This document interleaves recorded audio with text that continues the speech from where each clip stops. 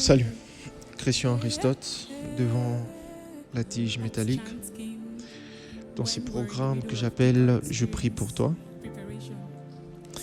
Alors, nous allons faire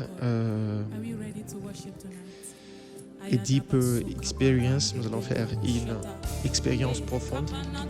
Nous allons déjà commencer notre jeu par lire notre verset du jour qui est Exode 14. On va commencer à partir du verset 14 et on va descendre pour la gloire de Dieu. Je lis.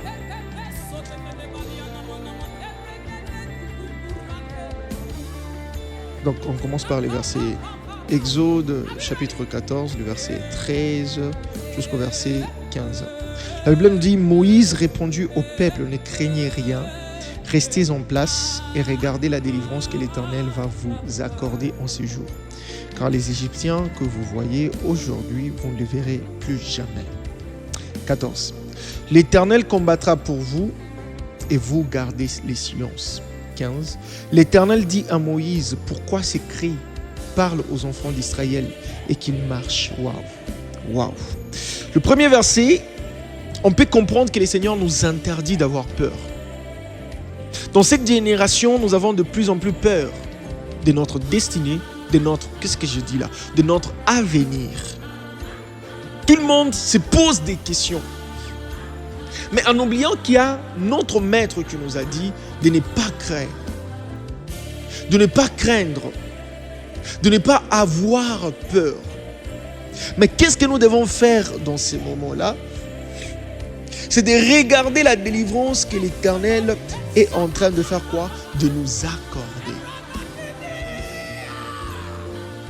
Regardez, je peux encore dire d'être dans la même dimension d'autorité que Dieu. Ça veut dire quoi? Suivre les actes, les actions de Dieu pour notre vie afin de pouvoir être comme lui. Afin de pouvoir comprendre sa volonté sur nous. Afin de pouvoir comprendre les actes que nous devons poser et de ne pas avoir peur. Écoute, quand quelqu'un a peur, la personne n'arrive pas à agir. Mais le Seigneur ne veut pas que nous puissions être dans l'inaction. Le Seigneur veut que nous puissions être dans l'action avec lui. 14, il dit: l'Éternel combattra pour vous et vous gardez silence. Le silence ici qui est Dieu est en train de nous demander, ça ne veut pas dire que tu ne dois pas prier. Ça ne veut pas dire que tu dois élever ta voix vers lui. Non. Tu dois élever la voix vers Dieu, mais arrêter de te lamenter. Élever la voix vers Dieu, mais arrêter de crier en désordre pour une circonstance qui t'arrive, pour une peur que tu as connue, pour la mort qui menace ta famille, pour la santé qui menace ta vie. Laisse-moi te dire, le monde est en train de faire tant de bruit. Et dans la spiritualité, tu ne dois pas te taire. Tu dois parler. Tu dois ouvrir ta bouche. Tu dois ouvrir ta bouche pour parler, pour déclarer. Car si tu ne le fais pas, laisse-moi te dire, pendant que toi tu dors, pendant que toi tu es en train de dormir la nuit, il y a quelqu'un qui se lève en train de faire des imprécations sur ta vie. J'aime encore. Les Égyptiens dont vous voyez, vous ne le verrez pas. Vous ne le verrez pas. Mais laisse-moi te dire, tu ne les verras plus quand tu es dans la même dimension d'action avec Dieu. Mais tu commenceras à les voir résister, ressusciter dans ta vie quand tu entres dans l'inaction spirituelle. Tu dois être un guerrier, une guerrière. Tu dois être un combattant, une combattante. Tu dois être quelqu'un qui prend des décisions de chercher Dieu, de faire le bon combat. Et il a dit: dis au peuple d'Israël, pourquoi ces cris?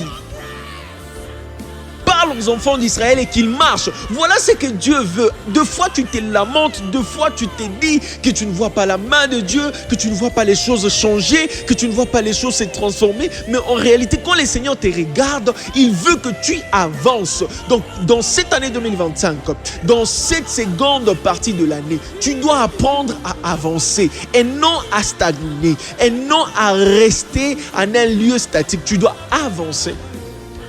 You must go forward. Tu dois aller de l'avant.